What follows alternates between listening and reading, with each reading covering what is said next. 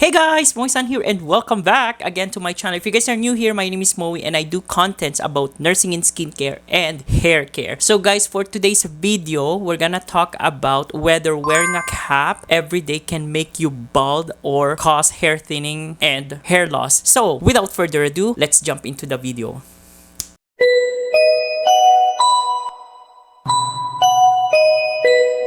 I will be very honest with you guys, it is false, it is a myth, and it is not true that wearing a cap every day can cause hair thinning, balding, hair loss, There's no proof, there's no evidence into that. Wearing a cap does not constrict blood flow unless if you're gonna really put it in a very, very tight position. But who would do that, right? Because it's very uncomfortable and a lot of times we wear our hat pretty loosely. There's no evidence into that. I actually recommend that you guys wear your hat, or we wear our hat every day, okay? Because it's a good practice. It helps to prevent UVA and UVB damage from the sun. It protects our scalp, it protects our hair, and not only that, it also protects our face from the sun. So it helps prevent, dark spots, wrinkles, dry skin, and those things, right? So it prevents premature aging, okay? And especially for those who are already experiencing hair thinning and